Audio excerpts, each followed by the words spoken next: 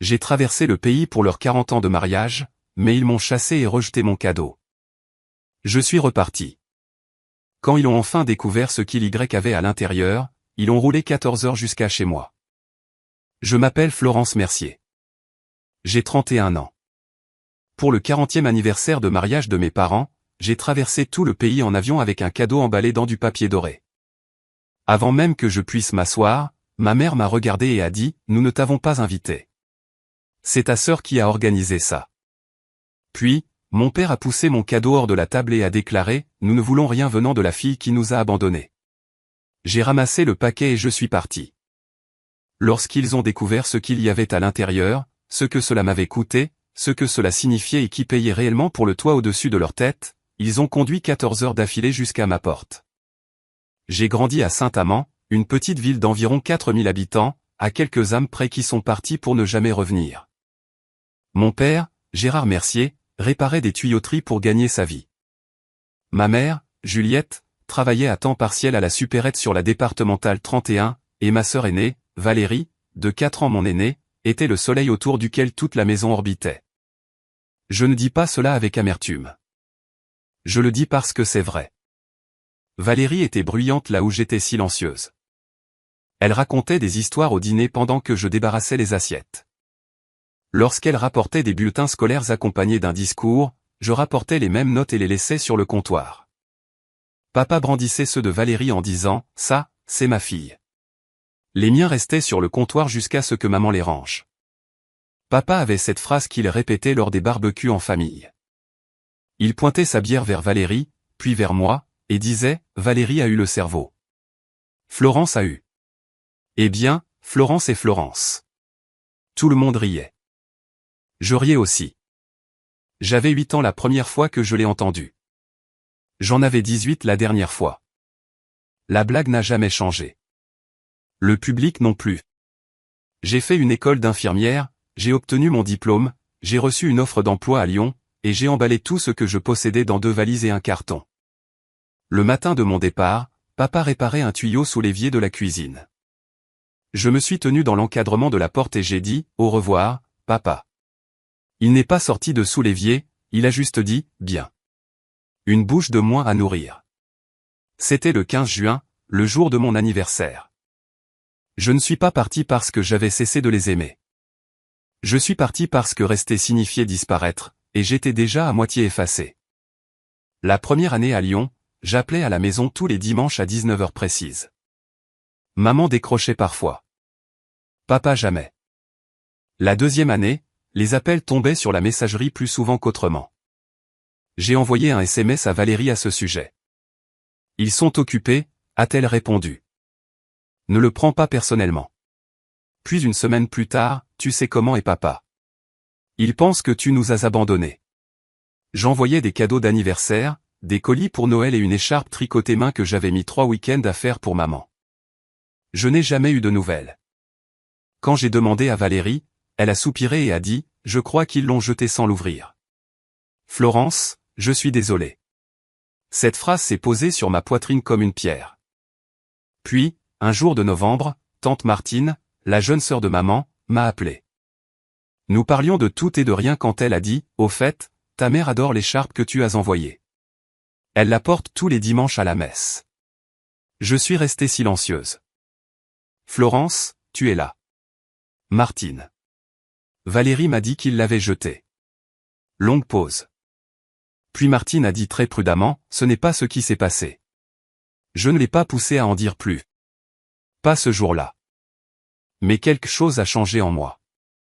Une fissure dans l'histoire qu'on m'avait racontée, juste assez large pour laisser passer la lumière. J'ai commencé à prêter plus d'attention aux choses que Valérie disait par rapport à la réalité. Et le fossé entre les deux ne cessait de s'élargir. Je n'avais encore aucune preuve, juste un sentiment. Le genre qu'on a quand quelqu'un réarrange les meubles de votre vie en vous disant que ça a toujours été comme ça. Florence, il ne pense juste pas beaucoup à toi, avait dit Valérie une fois. Je suis désolé. Elle disait beaucoup je suis désolé. Ça n'a jamais eu l'air sincère. L'appel est arrivé un mardi de mars, il y a 5 ans. J'avais 26 ans, je faisais une double garde aux soins intensifs quand mon téléphone a vibré avec le nom de tante Martine. Sa voix était tendue. Ma chérie, je dois te dire quelque chose. Tes parents ont 3 mois de retard sur le prêt immobilier. La banque a envoyé un dernier avis. Je me suis appuyé contre le mur du couloir. C'est grave à quel point? Assez grave pour qu'ils puissent perdre la maison d'ici l'été. Est-ce que Valérie le sait? Valérie leur a dit qu'elle s'en occupait. Pause. Mais je n'ai vu aucun paiement passer et ton père refuse d'en parler. Tu sais comment il est. Ce soir-là, je me suis assise dans mon appartement et j'ai fixé le mur pendant 1 heure. Puis j'ai appelé la banque. Le Crédit Régional de Saint-Amand. J'ai demandé à parler au responsable des prêts immobiliers. Ils m'ont transféré à un homme nommé Monsieur Lefebvre. Directeur d'agence. Voix calme. Patient. J'ai expliqué qui j'étais. J'ai demandé le statut du compte. Il a confirmé, 3 mois de retard. Procédure de saisie entamée. Puis il a dit quelque chose qui m'a glacé. En fait, quelqu'un d'autre a appelé la semaine dernière en prétendant être un membre de la famille, disant qu'ils allaient régler ça. Il a marqué une pause. Mais ils n'ont jamais donné suite avec un paiement. Je savais exactement qui c'était. Valérie avait appelé, fait la promesse, et n'avait jamais envoyé un centime. C'était la première fois que je réalisais que ma sœur n'était pas seulement négligente. Elle était calculatrice. J'ai dit à Monsieur Lefebvre que je voulais mettre en place des virements automatiques depuis mon compte, mensuellement, de manière anonyme. Ne dites à personne que les paiements viennent de moi, ai-je dit. Ni à mes parents, ni à ma sœur, personne. Il a accepté. Et j'ai appelé Martine et j'ai dit 5 mots, ne dis rien à personne. Surtout pas à Valérie. 2300 € par mois. Voilà à quoi ressemble l'amour invisible. Je gagnais correctement ma vie en tant qu'infirmière coordinatrice dans un hôpital à Lyon. Correctement, pas richement. Après le loyer, les courses, mon prêt étudiant et le nouveau paiement du crédit de mes parents, il me restait environ 200 € par mois pour tout le reste. Alors, j'ai fait des choix. Pas de vacances, pas de restaurant. J'achetais mes vêtements chez Emmaüs et mes meubles dans des vide-greniers. Quand ma voiture a eu besoin de nouveaux pneus, j'ai pris les moins chers et je roulais lentement sous la pluie. Thomas Renaud, mon petit ami, un menuisier aux mains sûres et au regard calme, a compris ce que je faisais au bout de 3 mois.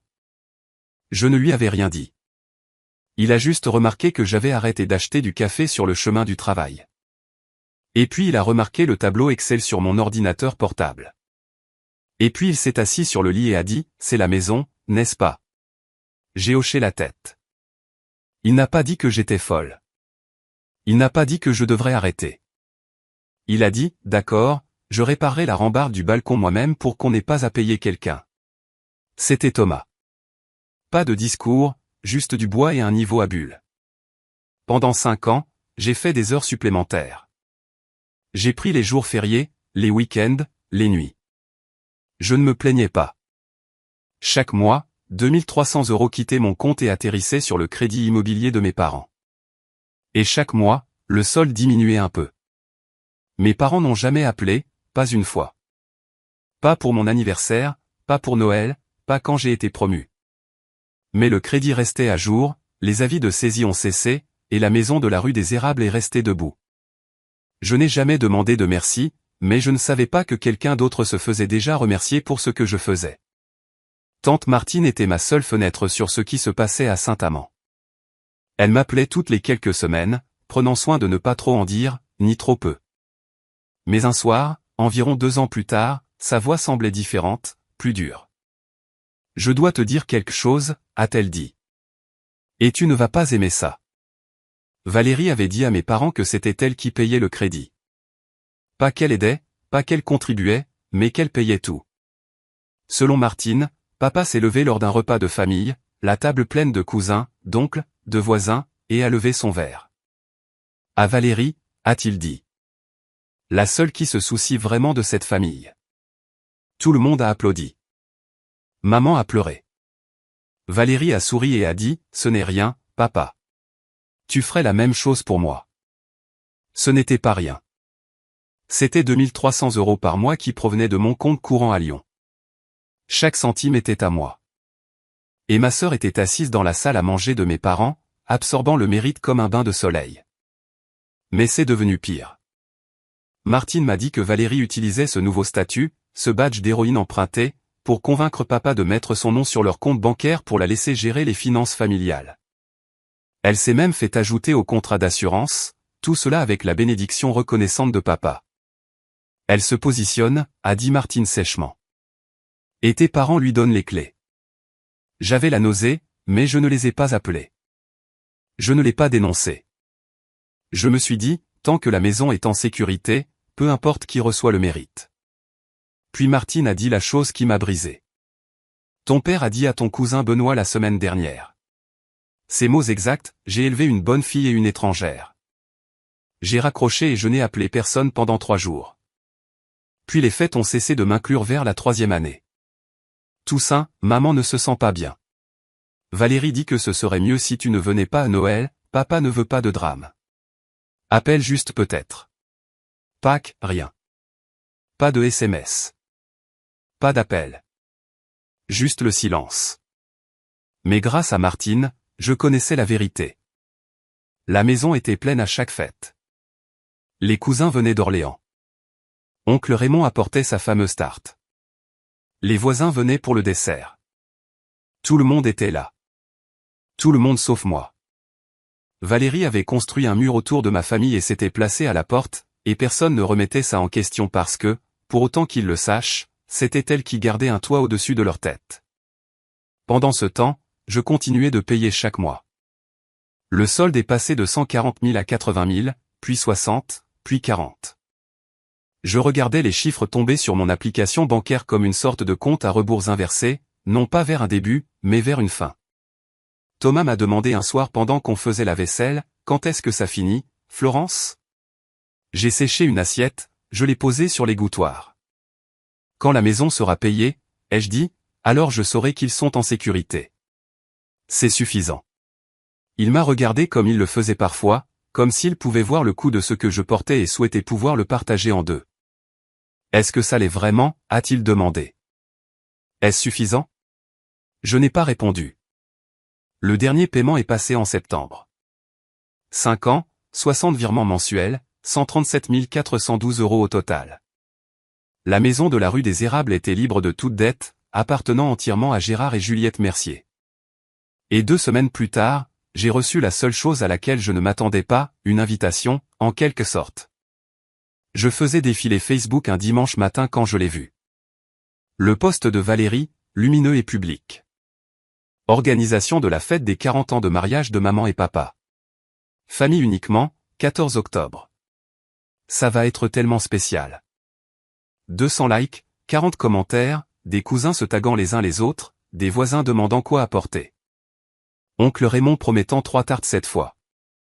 Aucun message pour moi, aucun appel, aucun SMS. Je suis restée assise avec mon téléphone à la main pendant un long moment. Puis j'ai appelé Valérie. Elle a décroché à la 4e sonnerie. Florence, salut. J'ai vu le post. Quand dois-je réserver mon vol? Silence. Puis, oh, je ne pensais pas que tu voudrais venir. C'est leur 40e anniversaire, Valérie. Je sais, mais papa a dit qu'il ne voulait pas de malaise. Est-ce que papa a dit ça ou est-ce que c'est toi? Une autre pause. Plus longue cette fois. Je pouvais l'entendre recalculer. J'essaie juste de protéger tout le monde, Florence. De quoi? De ma présence à l'anniversaire de mes propres parents? Ce n'est pas comme ça. Alors c'est comment? Elle expira d'un coup sec. Écoute, je ne veux juste pas que ça tourne au drame. Tu n'as pas été là. Les gens vont poser des questions. Laisse-les demander. Florence, je serai là. J'ai raccroché. Mes mains tremblaient. Pas de colère, mais de quelque chose de plus profond. 5 ans de silence. Et ma sœur décidait encore si j'existais ou non. Cette nuit-là, allongé dans mon lit, je fixais le plafond. Thomas s'est tourné et a dit, tu y vas, n'est-ce pas? Ouais. Bien. Il a marqué une pause. Qu'est-ce que tu apportes? J'y ai pensé pendant exactement une seconde. La vérité. Il n'a pas demandé ce que je voulais dire. Je pense qu'il le savait déjà. Et quelque part dans cette chambre sombre, quelque chose en moi est passé de l'espoir à la décision. Tu ne pourras pas m'effacer de ma propre famille, Valérie. Plus maintenant. Le lendemain matin, j'ai appelé Monsieur Lefebvre au Crédit Régional. Monsieur Lefebvre, c'est Florence Mercier. Florence, ravi de vous entendre. Félicitations, au fait. Ce dernier paiement est bien passé. C'est justement pour ça que j'appelle. J'ai besoin de l'attestation originale de mainlevée d'hypothèque et d'un relevé complet de tous les paiements effectués au cours des 5 dernières années, chaque transaction, chaque date. Il est resté silencieux un moment. Vous êtes sûr de vouloir tout ça? Ça montre tout. Votre nom, votre compte, chaque virement. C'est exactement pour ça que je le veux. Donnez-moi quelques jours. J'aurai tout cela notarié et prêt. Le paquet est arrivé la semaine suivante. Une épaisse enveloppe Kraft de la banque. À l'intérieur, l'attestation de paiement, officielle, tamponnée du sceau de la banque. Derrière, 60 pages de relevé de transactions. Mon nom sur chacune d'elles. J'ai aussi écrit une lettre. Une page manuscrite sur du papier blanc ordinaire. Je ne vous dirai pas ce qu'elle disait. Pas encore. Mais je dirai ceci, il m'a fallu 4 essais pour la finir sans pleurer. Et quand je l'ai finalement scellée, mes mains étaient stables. J'ai tout mis dans une boîte, une belle, solide, achetée au magasin de loisirs créatifs. Puis je l'ai emballée dans du papier doré. Pas parce que je suis sophistiqué, mais parce que c'était la couleur du mariage de mes parents. Il y a 40 ans, leur gâteau avait des rubans dorés. Maman en a gardé un dans sa boîte à bijoux pendant des décennies. Je pensais qu'elle s'en souviendrait. Le matin de mon vol, Thomas m'a conduite à l'aéroport. Sur le trottoir, il a tenu mon sac pendant que je restais là avec la boîte dorée coincée sous le bras. Quoi qu'il arrive, a-t-il dit, tu as déjà fait ce qu'il fallait. 5 ans à faire ce qu'il fallait. Je l'ai embrassé et je suis entré. Je ne savais pas alors que je serais de retour en moins de 24 heures sans la boîte. Le vol vers le nord a duré 1h30. J'ai passé tout ce temps avec la boîte dorée sur mes genoux, passant mon pouce sur le bord de l'emballage. J'ai loué une voiture à l'aéroport, une petite berline grise, et j'ai conduit vers l'est sur l'autoroute jusqu'à ce qu'elle se rétrécisse en route départementale et que le paysage se transforme en ces plaines vertes et plates typiques de la région. Je me souvenais des silos à grains, des églises blanches, de cette station-service sur la D31 qui affichait la fermeture définitive depuis que j'étais au collège. J'ai tourné dans la rue des Érables à 16h15, et elle était là, la maison. Le même crépi beige, le même grillage, la même allée fissurée. Mais aujourd'hui, il y avait des ballons attachés à la boîte aux lettres. Une banderole faite maison était accrochée au porche, joyeux 40e, Gérard et Juliette. Des voitures bordaient les deux côtés de la rue. J'en ai compté au moins 20. Je me suis garé au bout du pâté de maison, j'ai coupé le moteur, je suis resté assise. À travers les fenêtres de devant, je pouvais voir des gens bouger. Je pouvais entendre de la musique, de la variété française monter juste assez fort pour filtrer à travers les murs. Des rires, des voix superposées comme elles le font quand une pièce est pleine. 60 personnes à l'intérieur et pas une seule ne m'attendait. J'ai regardé la boîte dorée sur le siège passager. Le coin de l'emballage s'était froissé pendant le vol. Je l'ai lissé du bout du doigt. Et s'il ne voulait toujours pas de moi? Et si j'entrais là-dedans et que rien ne changeait? Je suis resté assise 10 minutes, regardant la lumière changer à travers les arbres. Puis j'ai pris la boîte, ouvert la portière et posé le pied sur le trottoir. La porte d'entrée était à 30 mètres. Elle aurait tout aussi bien pu être à 3000 km. Puis j'ai ouvert la porte moustiquaire et je suis entré. Le salon avait été réaménagé. Des tables poussées ensemble en forme de L, couvertes de nappes blanches. Des chaises pliantes empruntées à la salle des fêtes bordaient chaque mur. Des compositions florales trônaient sur chaque surface plane. La touche de Valérie, sans aucun doute. Un diaporama joué sur un ordinateur portable dans un coin.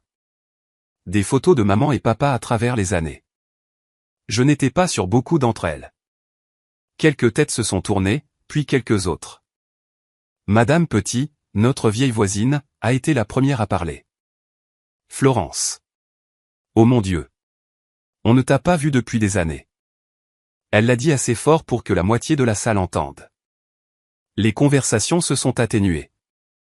Les fourchettes se sont figées. Les yeux sont passés de moi à la boîte dorée dans mes mains, puis sont revenus à moi. J'ai scanné la pièce. Oncle Raymond près du buffet. Cousin Benoît près de la fenêtre. Une douzaine de visages que je reconnaissais à moitié et une douzaine que je ne connaissais pas. Puis je l'ai trouvée. Tante Martine. Elle se tenait près de la porte de la cuisine avec un verre de jus de fruits. Et au moment où elle m'a vu, sa main s'est figée à mi-chemin de sa bouche. Mais ses yeux sont tombés sur la boîte, puis se sont écarquillés. Elle savait. Elle savait exactement ce que je portais. Nous nous sommes regardés à travers la pièce. 5 années de secrets échangés en un seul regard. Je pouvais voir la question sur son visage, tu es sûr? J'ai fait un petit signe de tête. Martine a posé son verre et a pincé les lèvres. Puis elle a hoché la tête en retour. Juste une fois, fermement. Derrière moi, la porte moustiquaire a grincé en se refermant. Devant moi, le murmure de la pièce s'est reconstruit. Plus calme maintenant, mais avec une nouvelle fréquence, le bourdonnement bas de l'inattendu. Les gens regardaient et je n'avais même pas encore dit un mot. Valérie était au milieu d'une phrase quand elle m'a vu. Elle se tenait en bout de table avec une coupe de champagne, prononçant ce qui ressemblait à la fin d'un toast. Point et je suis tellement reconnaissante de pouvoir vous rendre l'appareil, surtout avec la maison. Tout ce que j'ai fait, je l'ai fait par amour. Applaudissements. Quelques verres levés. Et papa a hoché la tête depuis sa chaise comme un roi recevant un tribut. Puis les yeux de Valérie ont dérivé au-delà de la foule et se sont posés sur moi. Le changement fut instantané, pas dramatique. Elle était trop exercée pour ça, juste un scintillement, un resserrement autour de la bouche. Puis le sourire est revenu, plus large, plus chaleureux, comme si elle l'avait répété devant un miroir. Elle a posé son verre et a marché vers moi. Chaque pas mesuré. Quand elle fut proche, elle se pencha. Pas une étreinte, juste assez près pour chuchoter, « Qu'est-ce que tu fais là? Je t'avais dit que papa ne voulait pas de toi ici. Je suis venu donner leur cadeau à maman et papa, ai-je dit. » Ma voix était égale. Mes mains ne l'étaient pas. Valérie a jeté un coup d'œil à la boîte dorée. « C'est quoi ça? Un truc de dernière minute acheté à la boutique de l'aéroport? » Je n'ai pas répondu. Elle s'est approchée. « Tu devrais partir avant que papa te voie. » Mais c'était trop tard. À travers la pièce, papa s'était tourné sur sa chaise et maman, assise à côté de lui, me fixait déjà. À ce moment-là, je me suis souvenu de quelque chose que monsieur Lefebvre avait dit en me remettant les documents.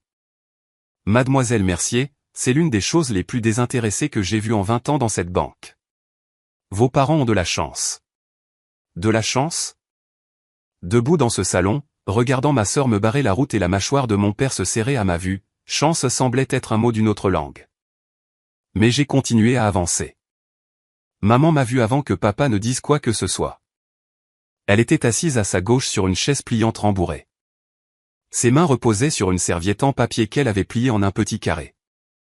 Quand nos yeux se sont rencontrés, quelque chose a bougé sur son visage. Surprise, peut-être soulagement, peut-être culpabilité. Je ne pouvais pas dire. C'était là pendant une demi-seconde, puis parti.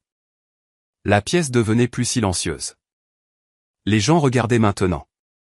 De la façon dont les gens regardent quand ils sentent quelque chose arriver mais ne savent pas quoi. Florence. La voix de maman était petite. Nous ne t'avons pas invité. C'est ta sœur qui a organisé ça. 60 personnes l'ont entendu. Je le sais parce que je pouvais sentir chaque paire d'yeux se poser sur moi en même temps. Le silence n'était pas vide. Il était épais. Il appuyait sur ma peau. Je sais, ai-je dit. Je suis venu quand même. J'ai quelque chose pour toi et papa. Maman a regardé papa. Papa m'a regardé. Je ne sais pas ce que je m'attendais à voir sur son visage. De la surprise, peut-être? De la curiosité? Quelque chose d'humain? Ce que j'ai eu, c'était de la pierre. Sa bouche fixée en une ligne plate, ses yeux plissés, et ses bras croisés sur le devant de sa chemise du dimanche repassée comme une grille qui se referme. Il n'avait encore rien dit, mais son corps disait tout. Derrière moi, Je pouvais sentir Valérie se rapprocher. À côté de moi, le bourdonnement calme de 60 personnes décidant de détourner le regard ou de se pencher en avant. Tante Martine n'avait pas bougé de sa place près de la cuisine, mais je pouvais sentir qu'elle me regardait comme un phare regarde un bateau en mauvaise mer. J'ai fait un autre pas vers la table, vers mes parents.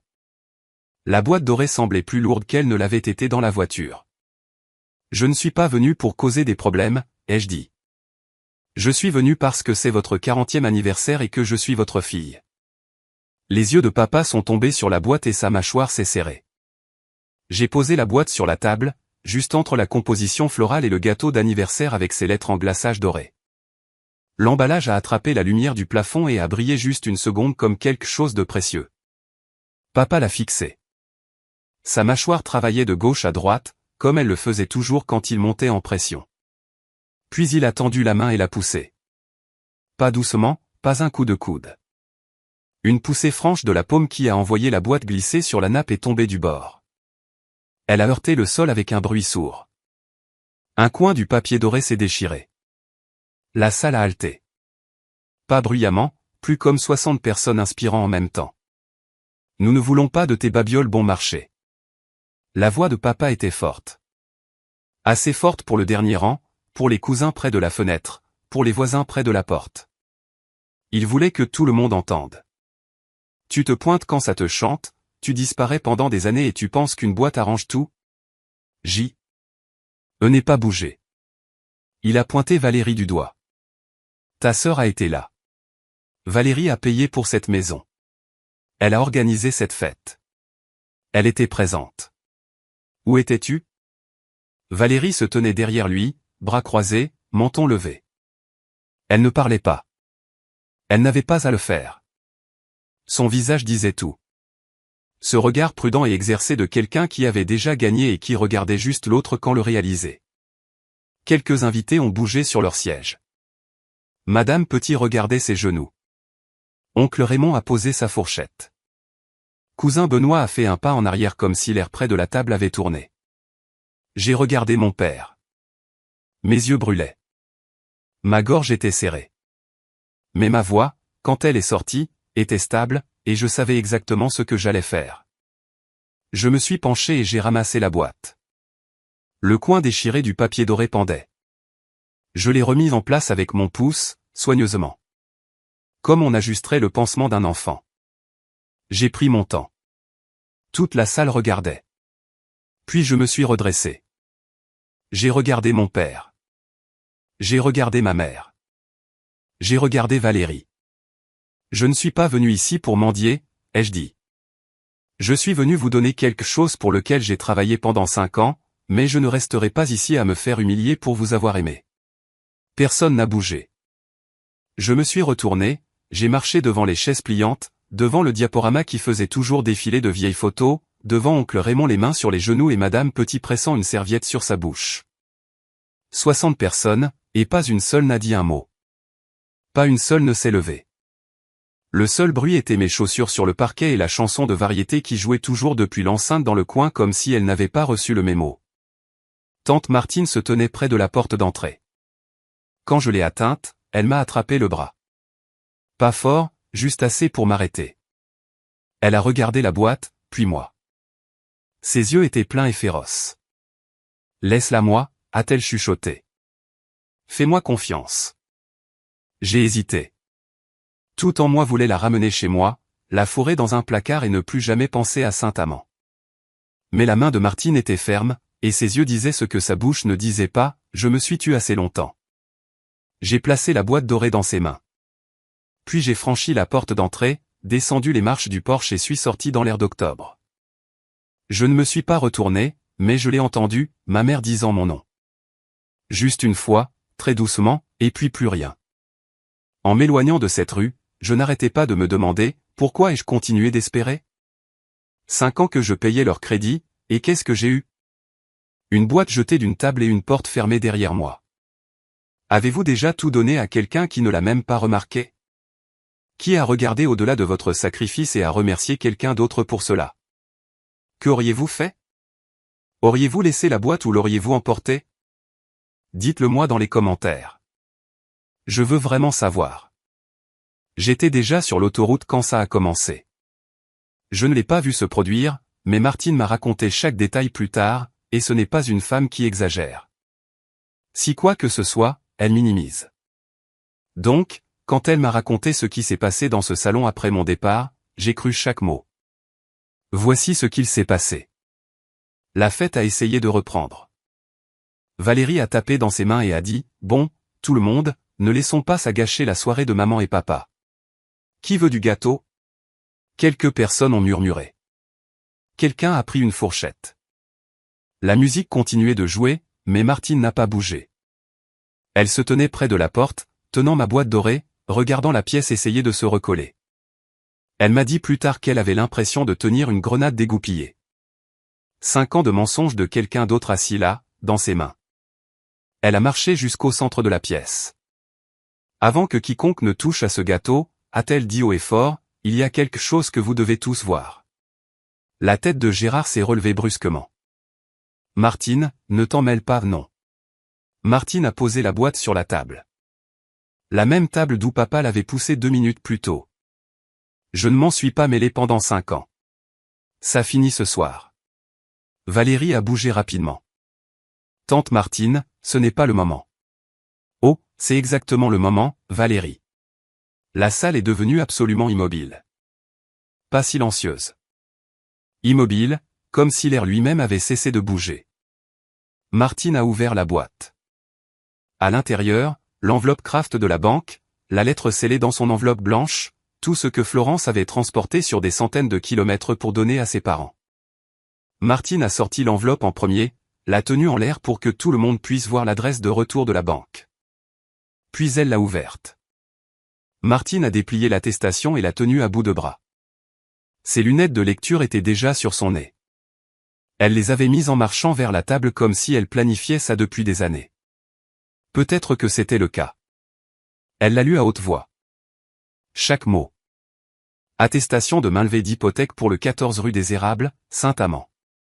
Payé intégralement en date du 14 septembre. Remboursement effectué par. Elle a marqué une pause, a regardé Gérard, puis la salle. Florence Rose Mercier. Total payé, 137 412 €. Silence. Pas le silence gêné d'avant. C'était autre chose. C'était 60 personnes comprenant tout en même temps que le sol sous leurs pieds avait bougé. Martine a replongé la main dans l'enveloppe et en a sorti une pile de papier. 60 pages, relevés bancaires, enregistrement de transactions. Elle les a tenus en l'air et les a éventés lentement. 5 ans de paiement, a-t-elle dit. 2300 € chaque mois depuis le compte de Florence à Lyon. Son nom, son argent, chaque ligne. Quelqu'un au fond a chuchoté, oh mon Dieu. On m'a dit que Madame Petit a couvert sa bouche avec ses 2 mains. Oncle Raymond a reculé sa chaise de la table. Cousin Benoît restait là à fixer Valérie. Gérard n'a pas bougé. Sa main, la même main qui avait poussé la boîte, agrippait le bord de sa chaise, tremblante. Maman a pressé ses 2 paumes à plat contre son visage. Ses épaules ont commencé à bouger avant qu'aucun son ne sorte. Puis le son est venu, et c'était le genre de pleurs qui ne se soucie pas de qui les entend. Martine a baissé les papiers. Elle a regardé Gérard directement. C'est ça qui était à l'intérieur de ce truc bon marché que tu viens de jeter par terre. Les 5 ans, les 137 000 € de la fille qui, selon toi, s'en fichait. Personne ne respirait. Gérard s'est tourné vers Valérie. Son visage était quelque chose que j'aurais aimé pouvoir voir. Martine l'a décrit comme un homme regardant sa propre maison prendre feu. Chaque ligne, chaque ride se réarrangeant autour d'une nouvelle compréhension. Tu m'as dit que tu payais le crédit. Sa voix était plate. Dangereusement plate. Le visage de Valérie était devenu blanc. Pas rose, pas rouge, blanc. C'est comme si quelqu'un avait débranché une prise quelque part derrière ses yeux. J'ai aidé, a-t-elle dit. J'ai contribué. Martine n'a pas bronché. Vraiment? Parce que Monsieur Lefebvre à la banque a confirmé que chaque paiement, absolument tous, provenait d'un seul compte. Celui de Florence. Pas 1 euro de toi, Valérie. Elle a fait une pause. Pas un. Ce n'est pas. Je voulais dire que j'ai aidé d'autres façons. Une voix du fond. Tante Denise, la sœur de Gérard, 70 ans et tranchante comme un couteau de cuisine. De quelle façon exactement? Valérie a ouvert la bouche. L'a fermée. L'a rouverte. Rien n'est sorti. La salle a tourné. On pouvait le sentir comme une marée qui s'inverse. Les gens qui hochaient la tête au toast de Valérie il y a 10 minutes la fixaient maintenant. De la façon dont on fixe quelqu'un qu'on vient de réaliser ne pas connaître du tout. Oncle Raymond a secoué la tête lentement. Madame Petit ne voulait même pas regarder dans la direction de Valérie. Cousin Benoît a croisé les bras et s'est appuyé contre le rebord de la fenêtre, la mâchoire serrée. Valérie a fait un pas en arrière, puis un autre. Personne n'a bougé vers elle. Personne ne l'a défendue. Le silence autour d'elle était total. Gérard agrippait toujours sa chaise, mais il ne regardait plus Valérie. Il regardait la porte d'entrée. La porte que Florence avait franchie. La porte qu'il ne l'avait pas empêché d'atteindre. Le relevé bancaire ne ment pas, Valérie. C'était Martine. Calme maintenant. Presque douce. Presque. Martine a plongé la main dans la boîte une dernière fois. Il y a encore une chose, a-t-elle dit. L'enveloppe blanche, mon écriture sur le devant. Maman et papa. Martine a regardé Gérard. Tu veux lire ça toi-même ou tu veux que je le fasse? Gérard n'a pas répondu. Ses mains tremblaient trop pour tenir du papier. Maman pleurait toujours, le genre calme maintenant. Le genre qui vient après que le genre bruyant manque d'air. Martine a ouvert la lettre. Elle l'a lu lentement. Pas tout. Elle m'a dit plus tard qu'elle ne pouvait pas tout lire sans que sa voix ne se brise. Alors elle leur a donné les parties qui comptaient le plus. Maman et papa, je sais que vous pensez que je suis parti parce que je m'en fichais. Mais je suis parti pour pouvoir prendre soin de vous depuis un endroit où j'étais assez forte pour le faire. Cette maison est la vôtre. Elle l'a toujours été. J'ai juste fait en sorte que personne ne puisse vous l'enlever. Martine a marqué une pause, s'est stabilisée. Je vous aime. Je vous ai toujours aimé, même quand vous ne me voyez pas. Elle a plié la lettre et l'a posée sur la table devant Gérard. La salle était dévastée. Il n'y a pas d'autre mot. Les femmes plus âgées s'essuyaient les yeux avec des serviettes. Oncle Raymond avait la tête baissée. Deux des voisins se sont dirigés tranquillement vers la porte, non par manque de respect, mais parce qu'ils savaient que ce n'était plus leur moment. Maman a tendu la main à travers la table et a pressé ses doigts contre la lettre comme si elle touchait le visage de Florence. Gérard restait assis là, les coudes sur les genoux et la tête dans les mains. 64 ans. Et l'homme avait l'air d'avoir vieilli de 10 ans en 5 minutes. Valérie était partie. À un moment donné pendant la lecture de la lettre, elle avait pris son sac à main et s'était glissée par la porte arrière sans un mot. Personne n'a remarqué. Gérard a sorti son téléphone avant même que Martine n'ait fini de poser la lettre. Il a composé mon numéro. Je m'insérais sur l'autoroute vers l'ouest, la lumière dorée du soir coupant à travers le pare-brise, et j'ai vu son nom clignoter sur l'écran. Je l'ai fixé jusqu'à ce qu'il passe sur messagerie. Il a rappelé. Messagerie. Maman lui a pris le téléphone, m'a appelé elle-même. J'ai vu son nom apparaître. Juliette Mercier. Je n'avais pas vu ça sur mon écran depuis 3 ans. Messagerie. De retour dans le salon, Martine m'a raconté cette partie. Gérard a posé le téléphone sur la table et l'a juste fixé comme s'il attendait qu'il sonne de lui-même, comme si la technologie pouvait réparer ce qu'il avait brisé de ses propres mains. Martine a dit, elle est probablement en route pour l'aéroport. Elle a traversé le pays pour toi, Gérard, et tu ne l'as même pas laissé s'asseoir. Il n'a pas répondu. Les invités ont commencé à partir. Un par un, puis par groupe, ils ont rassemblé leurs manteaux et murmuré des choses comme belle soirée auxquelles personne ne croyait. Le gâteau restait intouché. La banderole se balançait toujours sur le porche.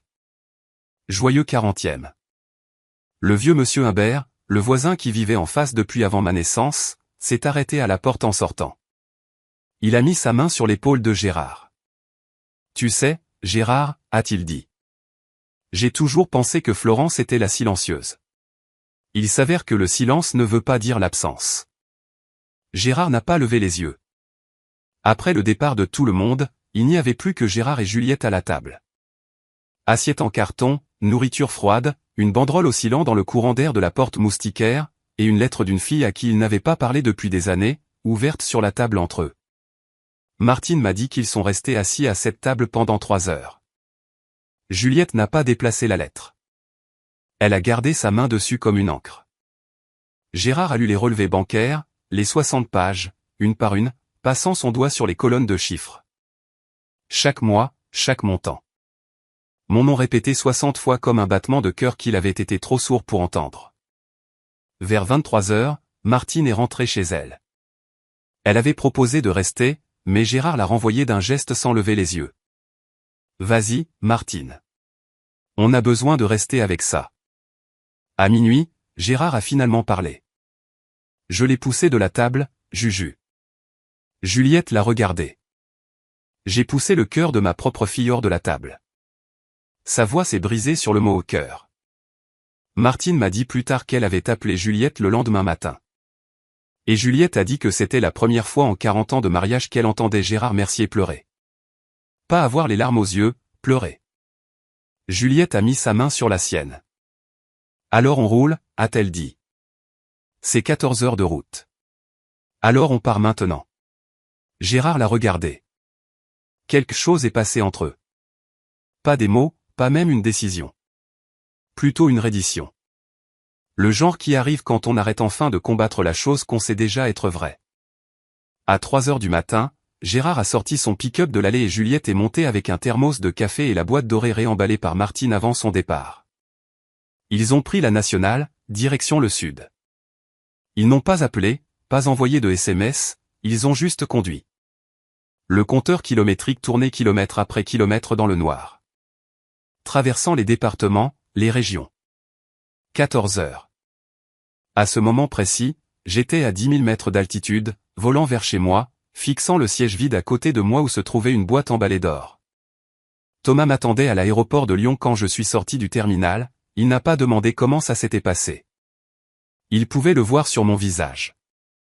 Il a juste pris mon sac, mis son bras autour de mes épaules et m'a accompagné jusqu'à la camionnette.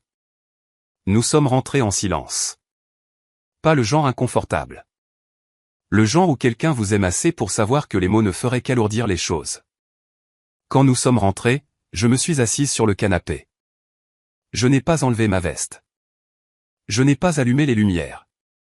Je suis juste resté là dans le salon sombre pendant que Thomas verrouillait la porte d'entrée et mettait la bouilloire en marche. Puis ça m'a frappé. Pas lentement, pas comme une vague qui monte, mais comme un mur qui tombe. J'ai pressé mon visage dans le coussin et j'ai pleuré d'une façon dont je n'avais pas pleuré depuis que j'étais enfant. Bruyamment, sans grâce, en tremblant. Thomas s'est assis à côté de moi. Il a mis sa main sur mon dos et n'a pas dit un mot. Pas ça va aller. Pas il ne te mérite pas. Pas toutes ces choses que les gens disent quand ils ne savent pas quoi offrir d'autre. Il est juste resté. Après un long moment, je me suis redressé, j'ai essuyé mon visage avec ma manche, j'ai éteint mon téléphone. Je ne voulais entendre personne de Saint-Amand. Pas ce soir. Pas encore. Le lendemain matin, j'ai fait ce que je fais toujours. Levé à 5 heures, café fait, assise sur le porche avant en peignoir avec la tasse chaude dans les mains, regardant le ciel passer du noir au gris puis au bleu. Ai-je eu tort d'y aller? Ai-je eu tort d'espérer? Je continuais de retourner ça comme un caillou dans ma poche que je ne pouvais m'empêcher de toucher. Et puis, à exactement 6h07, j'ai entendu une voiture arriver. Je n'ai pas reconnu le pick-up au début. Un utilitaire blanc poussiéreux, de la crasse de route sur les ailes, des plaques d'un autre département. Il s'est garé de travers contre le trottoir comme si le conducteur s'était arrêté à la hâte. Le moteur a tic-taqué dans le calme du matin. Puis la portière du conducteur s'est ouverte et mon père en est sorti. Gérard Mercier, 64 ans, chemise en flanelle froissée, la même qu'à la fête, les yeux cernés de rouge, les cheveux poussés d'un côté après 14 heures appuyés contre un appuie-tête. Il avait l'air d'avoir vieilli de 5 ans en une nuit. Maman a contourné le côté passager. Elle tenait la boîte dorée, réemballée, le coin déchiré réparé avec du ruban adhésif frais. Elle la serrait contre sa poitrine comme si elle risquait de s'envoler. Il se tenait au bout de mon allée. 6 mètres de béton entre nous. Papa n'a pas bougé. Il est juste resté là, les mains le long du corps, la bouche travaillant comme s'il mâchait quelque chose qui ne voulait pas descendre. 14 heures de route et il ne savait toujours pas quoi dire en premier. Je suis resté sur le porche, café à la main, peignoir, pieds nus sur le bois froid. Nous nous sommes regardés. Le quartier se réveillait. Un chien aboyait quelque part. Un arroseur s'est mis en marche 2 portes plus loin. Le monde ordinaire continuait de bouger autour de nous pendant que nous restions immobiles. Puis mon père a parlé. Sa voix était dépouillée de tout. Je suis désolé, Florence. 4 mots, et c'étaient les mots que j'avais attendus toute ma vie d'entendre de cet homme. Il a dégluti, a essayé à nouveau. J'ai repoussé la seule personne qui nous soutenait vraiment. Je n'ai pas couru vers lui. Je ne me suis pas effondré. Je suis resté sur mon porche avec mon café qui refroidissait, et j'ai laissé ces mots atterrir là où ils devaient atterrir. Maman a craqué la première. Elle a remonté l'allée avec la boîte toujours pressée contre elle, les larmes coulant déjà. Elle s'est arrêtée au bas des marches du porche. Elle n'a pas essayé de monter. Elle a attendu. Je savais. Sa voix était à peine là. Au fond, je savais que Valérie ne disait pas la vérité. J'ai vu des choses qui ne collaient pas. Et je me suis dit que ce n'était pas ma place de questionner, mais j'avais peur. Peur de ton père. Peur de perdre Valérie. Peur de tout. Elle a levé les yeux vers moi. J'ai laissé ton père pousser ton cadeau de la table, Florence. Devant tout le monde et je suis restée assise là. Je sais, maman. Je ne me le pardonnerai jamais. Je l'ai regardé longuement. La boîte dans ses bras, le scotch sur le coin, les cernes sombres sous ses yeux. Puis je me suis écarté et j'ai tenu la porte ouverte. Entrez, ai-je dit, tous les deux. Ce n'était pas chaleureux. Je veux être honnête à ce sujet. Je ne suis tombé dans les bras de personne. J'ai fait du thé. J'ai sorti des tasses. J'ai bougé dans ma propre cuisine avec l'efficacité constante d'une femme qui a passé 5 ans à prendre soin des gens sans être remerciée. Et puis j'ai laissé ce rythme me porter parce que c'était la seule chose qui empêchait mes mains de trembler. Thomas est sorti de la chambre, a dit un bonjour discret, a serré la main de Gérard, et a disparu dans le garage. Il savait que ce n'était pas sa conversation. Nous nous sommes assis à ma table de cuisine, la table à 4 € achetée dans un vide-grenier sur laquelle j'avais mangé un millier de dîners silencieux, et j'ai dit la chose que je portais depuis encore plus longtemps que le crédit immobilier. Je vous aime, mais je ne retournerai pas à être invisible. Maman a hoché la tête, rapidement et de manière brisée, et papa a juste regardé ses mains. Je suis contente que vous soyez venu, ai-je dit. Mais venir une fois n'efface pas 5 ans de silence. Papa a hoché la tête. Il n'a pas argumenté, n'a pas expliqué, ne m'a pas dit que j'étais injuste.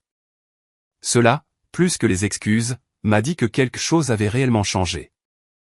Au cours de l'heure suivante, ils m'ont raconté ce qui s'était passé après que j'ai quitté la fête. Les nouvelles ont voyagé comme elles le font toujours dans une petite ville, vite et sans pitié.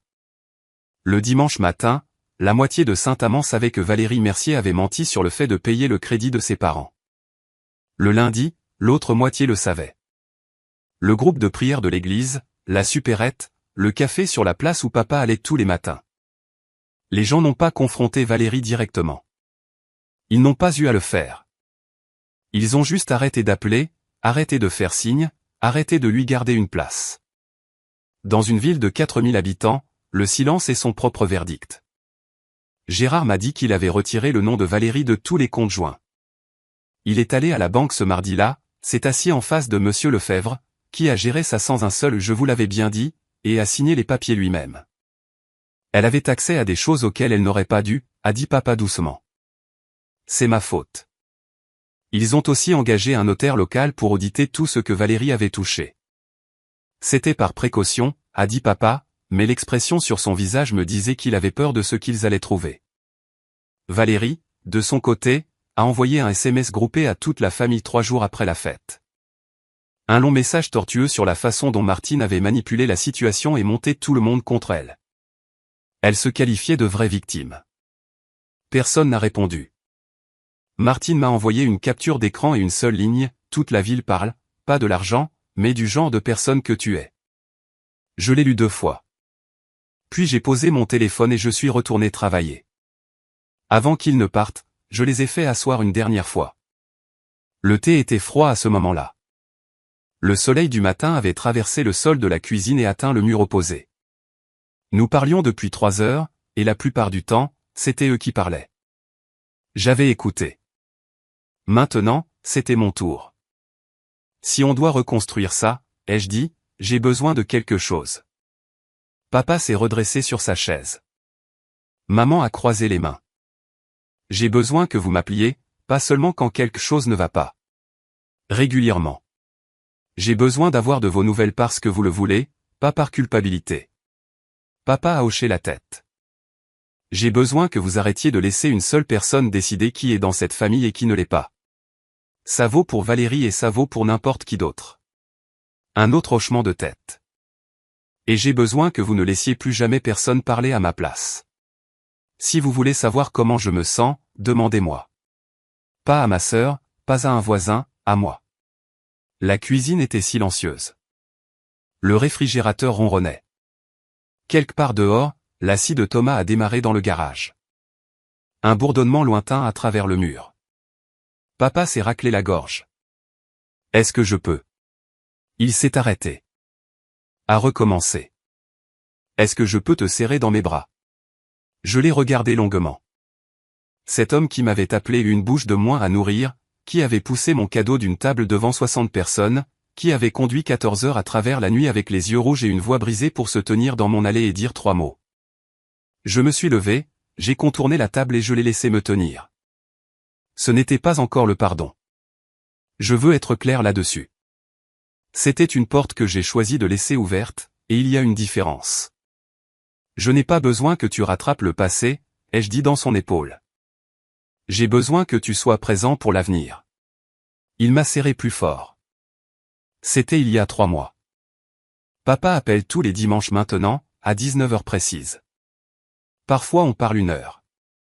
Parfois c'est 10 minutes sur la météo et ce que Thomas construit dans le garage, mais il appelle chaque semaine. Il n'en a pas manqué un. Maman envoie des cartes manuscrites.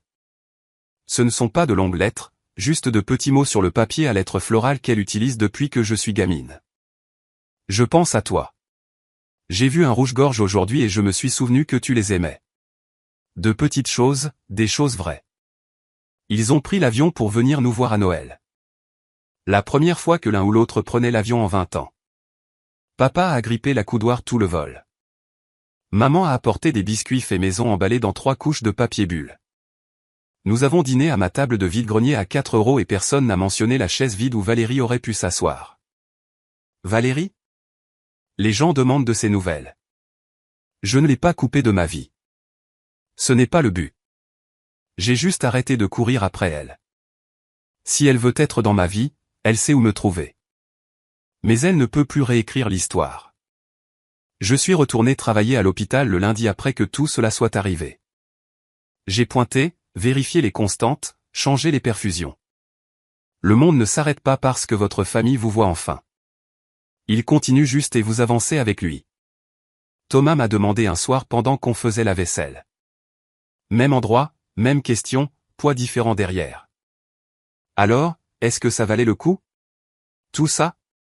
C'est 5 ans. J'ai posé une assiette sur l'égouttoir. Même égouttoir, même assiette, même vie, mais différente chaque mois. Je ne vous dis pas de payer le crédit immobilier de quelqu'un pour gagner son amour. Ce n'est pas la leçon. La leçon est plus simple. Ne laissez personne vous convaincre que votre gentillesse vous rend faible. Et ne laissez jamais personne d'autre raconter votre histoire. Je n'ai pas reconquis mes parents avec de l'argent. Je les ai reconquis en refusant de disparaître. Quand je raconte cette histoire, je me demande encore, aurais-je dû dire la vérité plus tôt? Si j'avais appelé mes parents il y a 5 ans et dit, c'est moi. C'est moi qui paie votre crédit. Peut-être que rien de tout cela ne serait arrivé. Peut-être que papa m'aurait cru. Ou peut-être que Valérie aurait trouvé un moyen de tordre ça aussi. Qu'en pensez-vous? Aurais-je dû le dire à mes parents dès le début? Ou est-ce que garder le silence était la bonne décision? J'ai fait des allers-retours là-dessus 100 fois, et je n'ai toujours pas de réponse claire. Dites-le moi dans les commentaires. J'aimerais honnêtement savoir ce que vous auriez fait différemment. C'est mon histoire. Que vous ayez été la Florence de votre famille ou que vous connaissiez quelqu'un qui l'a été, j'espère que cela vous rappelle qu'être silencieux ne signifie pas être faible. Parfois, les gens qui font le moins de bruit portent le plus de poids. The moonshine. Alright. Time to meet him at the barn.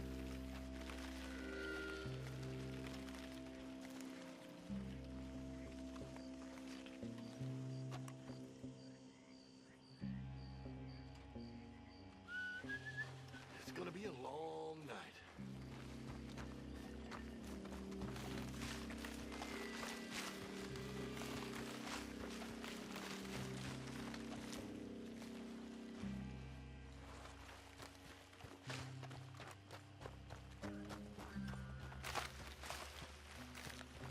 Alright, we're safe.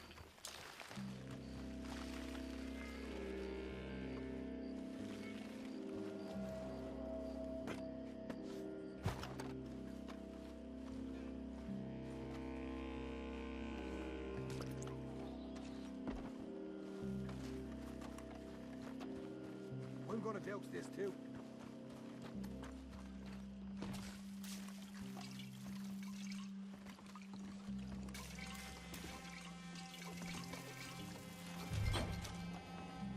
Takes you go, Arthur. Light her up.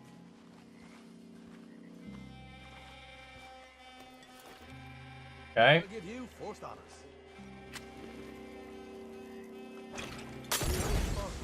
Yeah. Now let's burn those bloody fields to the ground. I got the right hand. I'll deal with these fellas. You pay for this. Something under Arthur. Really get this going.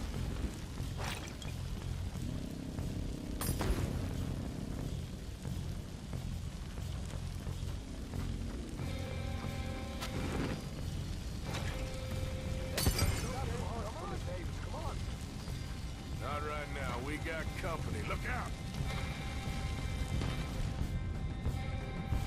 Stay with me!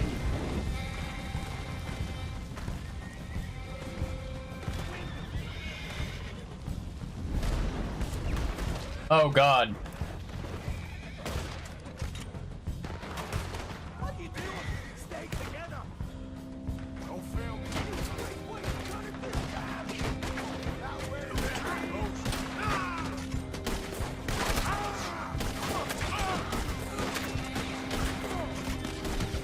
Nice.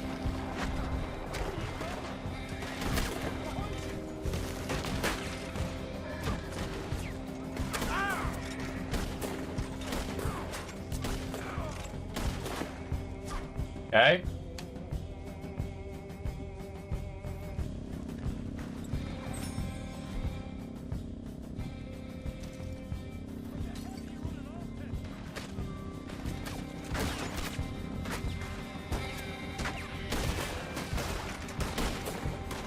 Okay.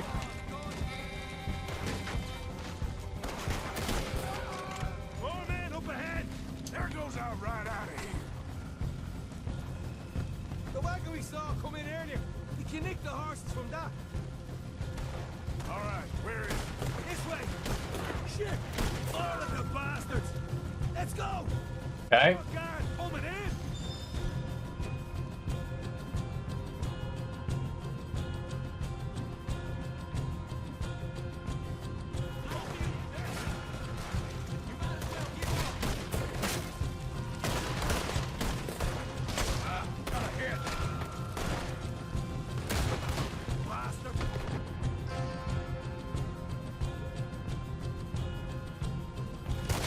This is bloody mad!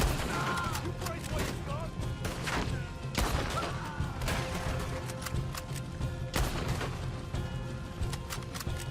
Down here, come on! They seem to be taking it well. This is a good...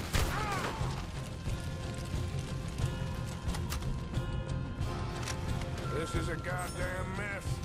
Come on! No way. Alright, let's keep going. Probably not a good idea to do any looting. Yeah, hey, there it is. Maybe they have it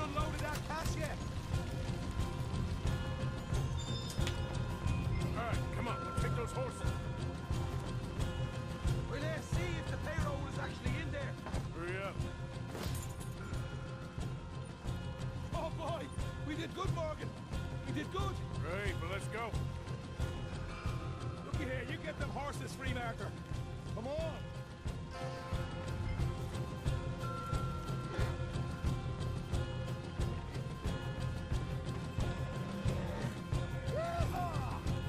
All right, let's get out of this shithole. Okay, let's get the hell out of here, fast. You right, follow me.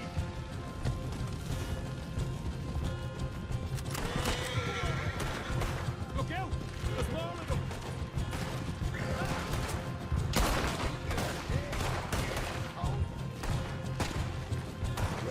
I'm gonna walk you down! You're in trouble now!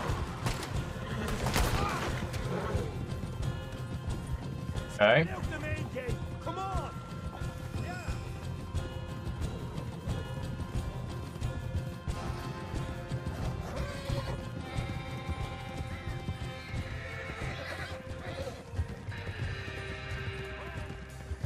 Jesus, that turned into a right party. You call that a party? That Braithwaite had got our money's worth, all right. Let's just get out of here first. Holy.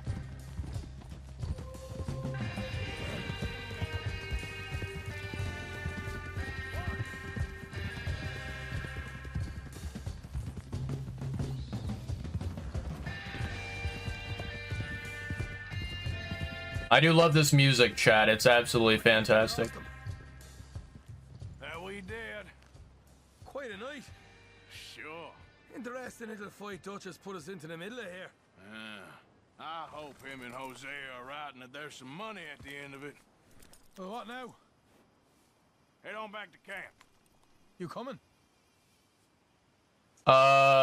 Yeah, sure. Sure. Let's go. We'll go together and we'll ride on back.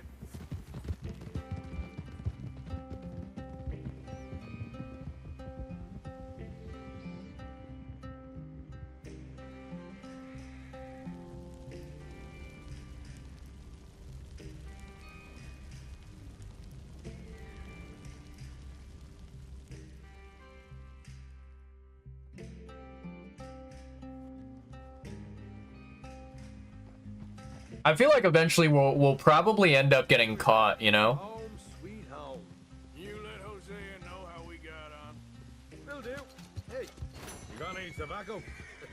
I'm busting for the smoke.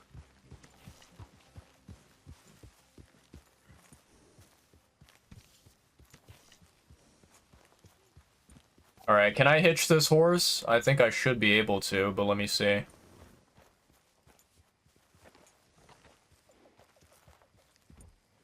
This is a nice big horse, honestly. I really like it.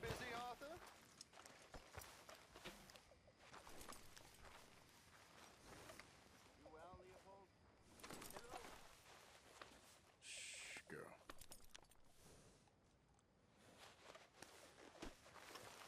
Good girl. Okay. Let's see here. I think, chat, we should probably rest. Because it is in the dead middle of the night. So I think we rest. And then after that, we can, you know, try and do some of the other quests.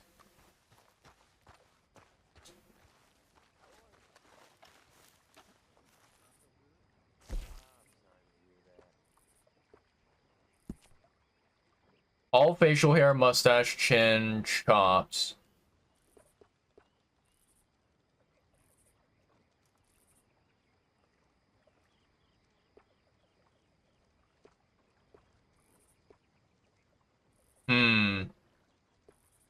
I kind of like 4. 4 is pretty good.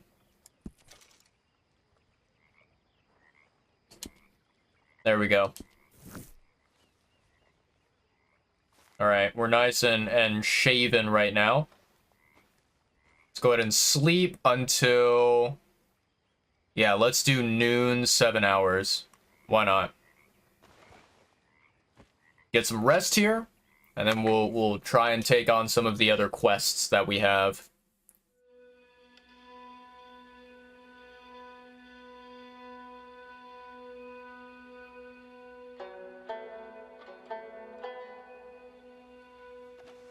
Okay. Let's check the map. Nice. Okay, so we don't have any bounties anywhere.